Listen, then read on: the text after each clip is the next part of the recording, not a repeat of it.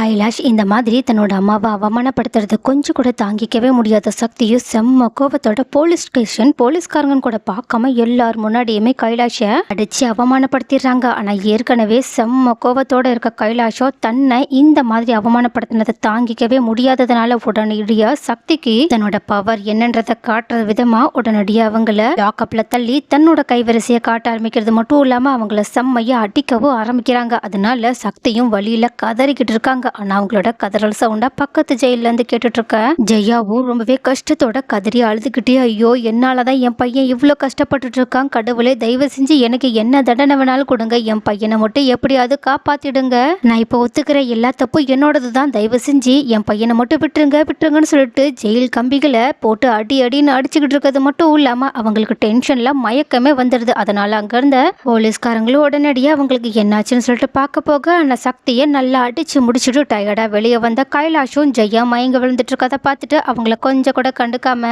சும்மா யாரையாவது ஒருத்தர் வர சொல்லுங்க, ஒரு நர்ஸை வர சொல்லுங்க, இவங்களுக்கு என்னாச்சுன்னு வந்து அவங்க பார்க்கட்டும், அது மட்டும் இல்லாம இவளை எக்காரணத்து கொண்டும் ஹாஸ்பிட்டலுக்கு மட்டும் கூட்டிட்டே போகக்கூடாது, அதுதான் அப்புறம் காரணம்னு சொல்லிட்டு ரீசன் சொல்லிட்டு ஜெயிலுக்கே வராம ரொம்பவே சுகமா ஹாஸ்பிட்டல்லையே ராஜ வாழ்க்கை வாழ ஆரம்பிச்சிருவாங்க. இந்த மாதிரி பணக்காரங்களை பத்தி எங்களுக்கு தெரியாதான்னு சொல்லிட்டு அவங்க ரொம்பவே ஹார்ஷா நடந்துக்க இதை பார்த்துட்டு முத்தையாவும் கொஞ்சம் பயத்தோடையும் தயக்கத்தோடையும் கைலாஷ் கிட்ட போயிட்டு, தம்பி நீங்க பண்றது ரொம்ப அதிகமா இருக்கும்னு எனக்கு தோணுது, இவங்களை ரொம்பவே கொடுமைப்படுத்துற மாதிரி தோணுது தம்பி, கொஞ்சம் இவங்க கிட்ட நீங்க பார்த்து நடந்துக்க கூடாதான்னு சொல்லிட்டு கேட்க ஆரம்பிக்க. ஆனா முத்தையாவோட தயவு கைலாஷ்க்கு தேவைப்படுறதுனால கைலாஷ் முத்தையாவோட மண்டைய கழுவுற மாதிரி அவங்க கிட்ட, என்னங்கய்யா புரியாம பேசிட்டு இருக்கீங்க, இந்த சக்தி தானே நான் உண்மைய அவங்களோட அம்மா கிட்ட விசாரிக்கும் போது என்ன யாரு என்னன்னு கூட பார்க்காம அப்படி அடிச்சு அவ்வளவு பெரிய பிரச்சனை பண்ணா, ஆனா நீங்க அதை என்ன நினைச்சீங்க, அவனோட அம்மா மேல இருக்க பாசத்தால நினைச்சீங்களா? கண்டிப்பா கிடையவே கிடையாது. அவன் கண்டிப்பா உங்களோட பொண்ணை ஏதோ ஒண்ணு பண்ணியிருக்கான்னா அதை கண்டுபிடிக்க கூடாதுன்றதுக்காகவே இந்த விஷயத்த டைவர்ட் பண்றதுக்காகவே என்ன அடிச்சிருக்கான். முக்கியமா உங்களோட பொண்ணு இப்போ உயிரோட இருக்காங்களா இல்லையான்ற சந்தேகமே எனக்கு இப்போ வர்ற அளவுக்கு அவங்க நடந்துட்டு இருக்காங்க. அதனால தயவு செஞ்சு போலீஸ்காரங்களோட டியூட்டியில மட்டும் தலையிடாதீங்க. உங்களோட பொண்ணு உங்களுக்கு உயிரோட வேணும்னா தயவு செஞ்சு கொஞ்சம் அமைதியாகவும் பொறுமையாகவும் இருங்க. நான் உங்களோட பொண்ணை உங்களுக்கு கண்டுபிடிச்சு தர்றதுக்காக என்ன இலைக்கினாலும் போக தயாரா இருக்கேன். ஏன்னா உங்களோட பொண்ணை நினைக்கும் போது எனக்கே வருத்தமா இருக்கு. ஏன் நான் உங்க பொண்ணு மேல இவ்வளவு அக்கறையா இருக்குன்னு சொல்லிட்டு உங்களுக்கே சந்தேகம் வரலாம். ஏன்னா உங்களோட பொண்ணு பட்ட கஷ்டம் எல்லாத்தையுமே நான் விசாரிச்சு தெரிஞ்சுக்கிட்டதுக்கு அப்புறமா தான் இந்த மாதிரியான ஒரு ஹார்ஷான டீலிங்கே நான் ஆரம்பிச்சிருக்கேன் அப்படின்னு சொல்லிட்டு இந்த மாதிரி அவங்களோட வீட்டு பக்கத்துல இருக்கவங்க எல்லாருமே பொண்ணிய அவங்கள நிம்மதியா இருக்க விடாம எப்படியெல்லாம் இந்த குடும்பத்துல இருக்கவங்க கஷ்டப்படுத்துறாங்க. அதனால பொண்ணு எத்தனை நாள் கதறி அழுதுட்டு இருக்காங்க, எவ்வளவு கஷ்டத்தை அனுபவிச்சிருக்காங்கன்ற எல்லா விஷயத்தையுமே ஆதாரத்தோட எடுத்து சொல்ல அப்ப தன்னோட பொண்ணோட கஷ்டத்தை பார்த்த முத்தையாவும் கரெக்டா கைலாஷ் நினைச்ச மாதிரியே, சரிங்க தம்பி தயவு செஞ்சு என் பொண்ணை மட்டும் எப்படியாவது எனக்கு கண்டுபிடிச்சு கொடுங்க, அவளை நான் கூட்டிட்டு எங்கேயாவது கண்காணாத இடத்துக்கு போயிடுறேன், அதுக்காக நீங்க என்ன பண்ணாலும் எனக்கு அதுல எந்த பிரச்சனையும் கிடையாது அப்படின்னு சொல்லிட்டு அங்க இருந்து சோகத்தோட அழுதுகிட்டே கிளம்பி போக. ஆனா கைலாஷோ உங்களோட பொண்ணை கண்டுபிடிக்கிறதுலாம் எனக்கு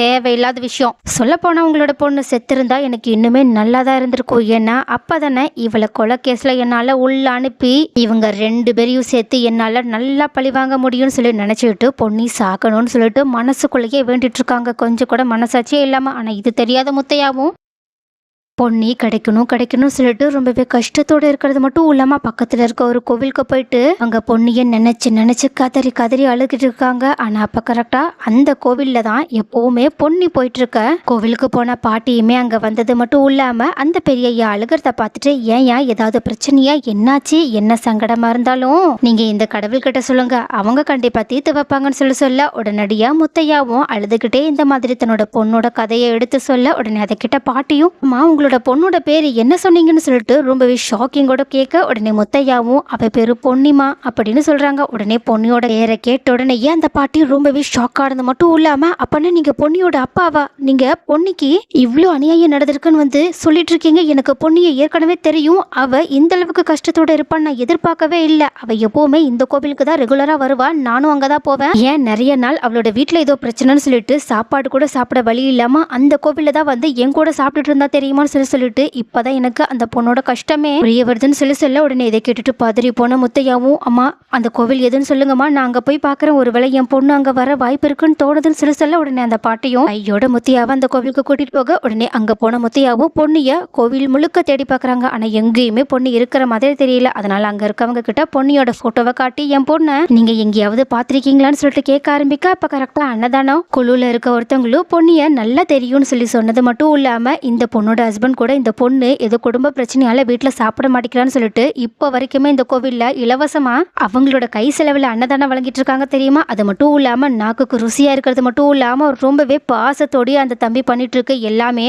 தன்னோட மனைவி தான் மேல கோபமா இருக்கிறதாவும் அந்த கோபம் போய் அந்த பொண்ணு கூட அவங்க சேர்ந்து வாழணுன்றதுக்காகவும் தான் இது எல்லாத்தையுமே அந்த தம்பி பண்ணிட்டு இருந்துச்சு. அந்த தம்பி பேர் கூட சக்தி தான். ஏன் அந்த பையனோட பேர் கூட வெளியே தெரியாதபடிதான் அந்த பொண்ணுக்கு மறைமுகமா அந்த தம்பி உதவி பண்ணிட்டு இருந்துச்சு தெரியுமான்னு சொல்ல உடனே இதை கேட்ட முத்தையாவும், அப்பனா சக்தி உண்மையாவே நம்ம பொண்ணு மேல ரொம்பவே அன்போடையும் அக்கறையோடையும் தான் இருந்திருக்கானு சொல்லிட்டு இப்பதான் சக்தி பொண்ணு மேல ரொம்பவே அக்கறையா பாசமா அவங்கள மனைவியா ஏத்துக்கிட்ட விஷயத்தையுமே தெரிஞ்சுக்கிறாங்க. ஆனாலும் தன்னோட பொண்ணு கிடைக்கிற வரைக்கும் தன்னோட மனசை ஏகாரணத்து கொண்டு மாத்தக்கூடாது, என்ன நடந்தாலும் சரி நம்ம பொண்ணிய கண்டுபிடிக்கிற வரைக்கும் எதை பத்தியுமே யோசிக்க கூடாதுன்னு சொல்லிட்டு கைலாஷ் சொன்னது எல்லாத்தையுமே ஞாபகத்துல வச்சுக்கிட்டு அவங்க தன்னோட மனசை கல்லாக்க ஆரம்பிக்கிறாங்க. ஆனா அங்க சக்தியோ கைலாஷ் மூலயமா நிறையவே கொடுமைகளை அனுபவிச்சுட்டு இருக்காங்க. ஆனா இந்த மாதிரி சக்தி ரொம்பவே அடி வாங்கிட்டு இருக்கத தெரிஞ்சுக்கிட்ட சந்திரசேகர் சண்முகம் சொல்லிட்டு எல்லாருமே அவங்களோட வக்கீல் கிட்ட இதை பத்தி சொல்ல, ஆனா வக்கீலும் அவங்க போலீஸை அடிச்சிருக்காங்க. அதனால அவங்க இதை கண்டிப்பா பண்ணிதான் ஆவாங்க. என்னதான் இது சட்டத்துக்கு புறமான விஷயமா இருந்தாலும் அது மூலயமா நம்மளால அந்த போலீஸ்காரங்களை இப்போதைக்கு எதுவும் பண்ண முடியாது. ஏன்னா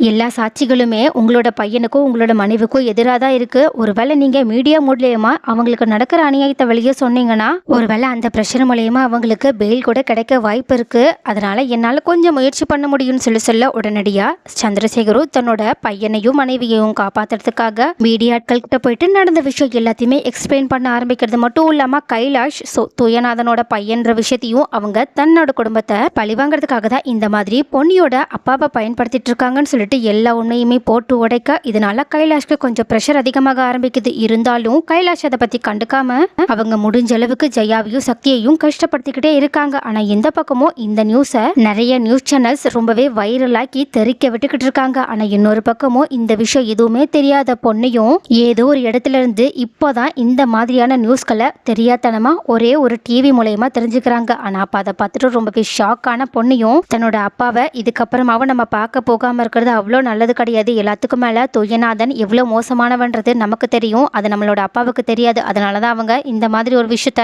பண்ணியிருக்காங்கன்னு சொல்லிட்டு உடனடியா தன்னால யாருக்குமே எந்த அநியாயமே நடந்துடக்கூடாதுன்ற ஒரு நல்ல எண்ணத்தோட தான் மறைஞ்சு இருக்கிற, அதாவது தான் சந்தோஷமா வாழணும்னு சொல்லிட்டு ஒரு இடத்துல தனியா இருக்கிற இடத்த விட்டு பொன்னி வெளியே வந்தது மட்டும் இல்லாம உடனடியா அவங்க போலீஸ் ஸ்டேஷனுக்குவே போறாங்க. ஆனா என்ன, போலீஸ் ஸ்டேஷனுக்கு போறதுக்கு முன்னாடி நம்ம எப்பவும் போற கோவிலுக்கு போயிடலான்னு சொல்லிட்டு அந்த கோவிலுக்கு போயிட்டு மனமுருகி கடவுளை வேண்டிக்கிட்டு இருக்க. ஆனா அங்க பொன்னி என்னைக்காவது வந்துட மாட்டாளான்னு சொல்லிட்டு ரொம்ப நேரமா காத்துட்டு இருந்த முத்தையாவும் கரெக்டா பொன்னி அங்க வந்திருக்கத பார்த்துட்டு சந்தோஷத்தோட பொண்ணுகிட்ட போயிட்டு கதறி அழுதுகிட்டே தயவு செஞ்சு என்ன மன்னிச்சிருமான்னு சொல்லிக்கிட்டு இருக்கா. ஆனா பொண்ணையும் முதல்ல தன்னோட அப்பாவை பார்த்த சந்தோஷத்துல ரொம்பவே ஹாப்பியானாலும் இன்னொரு பக்கம் தன்னோட அப்பா இவ்வளவு நாளா தன்னை தனியா தவிக்க விட்டுட்டு போயிட்டாங்களே என்ற வருத்தத்தையும் அவங்க மேல காட்ட ஆரம்பிக்கிறது மட்டும் இல்லாம, அப்பா நம்ம ரெண்டு பேரும் எங்கேயாவது காணாத இடத்துக்கு போயிடலாம்ப்பான்னு சொல்ல உடனே முத்தையாவும் சரிம்மா இப்பவே வா போயிடலான்னு சொல்றாங்க. ஆனா பொண்ணையும் எனக்கு ஒரே ஒரு கடைசி வேலை மட்டும் இருக்குப்பா, ஏன்னா என்னால யாரும் எந்த கஷ்டத்தையும் அனுபவிக்க கூடாதுன்னு நான் நினைக்கிறேன், ஏன்னா அதுவே எனக்கு குற்ற உணர்ச்சியா இருக்குப்பான்னு சொல்லிட்டு உடனடியா முத்தையாவை கூட்டிட்டு போலீஸ் ஸ்டேஷனுக்கு போயிட்டு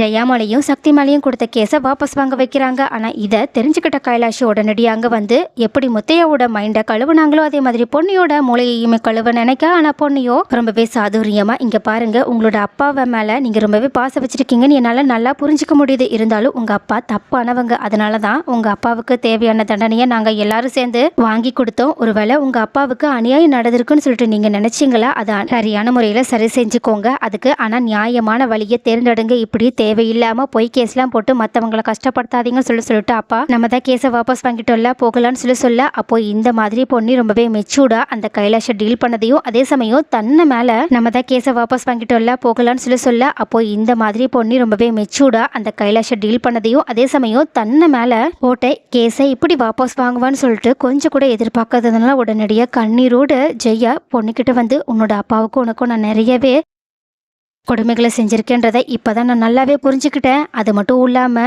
உங்க 2 பேரையும் நான் நிறையவே அவமானப்படுத்தியிருக்கேன். ஆனா ஏன் அது எதையுமே மனசுக்குள்ள வைக்காம இந்த மாதிரி எங்களை இந்த நிலைமையிலையும் வந்து காப்பாத்தணும்னு சொல்லி கேட்க, ஆனா பொண்ணையும் இங்க பாருங்க, நான் உங்களோட நிலைமையில யார் இருந்தாலும் இதை தான் பண்ணியிருப்பேன். என்னால தேவையில்லாம தப்பு செய்யாதவங்க தண்டனை அனுபவிக்க கூடாதுன்னு நான் நினைக்கிறேன். அதனாலதான் இந்த விஷயத்த பண்ணேன்னு சொல்லிட்டு எதுக்கும் கவலைப்படாதீங்க. இதுக்கப்புறமா நான் உங்களோட வாழ்க்கைக்குள்ளேயும் சரி உங்களோட பையனோட வாழ்க்கைக்குள்ளேயும் சரி வரவே மாட்டேன். ஏன் இதுக்கப்புறமா உங்களோட கண்ணு முன்னாடி கூட நான் வரமாட்டேன்னு சொல்லிட்டு அங்கிருந்து தன்னோட அப்பாவோட சோகத்தோட கிளம்பி போக, ஆனா அப்போ இந்த மாதிரி பொன்னியோட மனசை இப்பதான் கொஞ்சம் நல்லா புரிஞ்சுக்கிட்ட ஜெயாவும் தான் எந்த அளவுக்கு கேவலமான ஆளா இருக்கும்ன்றதை தெரிஞ்சுக்கிட்டு உடனடியா அழுதுகிட்டே பொண்ணுகிட்ட போயிட்டு தயவு செஞ்சு என்ன மன்னிச்சுன்னு சொல்லிட்டு திடீர்னு அவங்களோட காலில் விழ போக, அப்போ இதை பார்த்துட்டு சக்தி சந்திரசேகர்னு சொல்லிட்டு அங்க இருக்கவங்க அத்தனை பேருமே அதிர்ச்சி அடைஞ்சது மட்டும் இல்லாம அங்கதான் மீடியா ஆட்களுமே இருக்காங்க. அவங்களுமே அதை லைவ் நியூஸ்ல டெலிகாஸ்ட் பண்ணிட்டு இருக்கானா பொன்னியும் சரி முத்தையாவும் சரி அதிர்ச்சியில உறைஞ்சு போய் நின்றுட்டு இருக்காங்க. சோ கைஸ், இந்த மாதிரி ஒரு விஷயத்த ஜெயா பண்ணுவாங்கன்னு நீங்க எதிர்பார்த்தீங்களா? கண்டிப்பா அவங்க இதை பண்ண நிறையவே வாய்ப்பு இல்லைனாலும் அவங்க என்னைக்காவது ஒரு நாளாவது பொன்னிக்கு எவ்வளவு பெரிய அநியாயத்தை பண்ணிருக்கோன்னு சொல்லிட்டு புரிஞ்சுப்பாங்களா? புரிஞ்சுக்கிட்டு அவங்க அதுக்கான மன்னிப்பை பொன்னிக்கிட்ட எதிர்பார்ப்பாங்களா? இல்லைன்னா ஜெயா மாதிரியே ரொம்பவே அகங்காரத்திலையும் தலைக்கணத்திலையும் ஆடிட்டு இருக்க ஆளுங்க அப்படி ஒரு விஷயத்த கனவுல கூட பண்ண மாட்டாங்கன்னு நீங்க நினைக்கிறீங்களா? உங்களோட கருத்துக்கள் என்னன்றத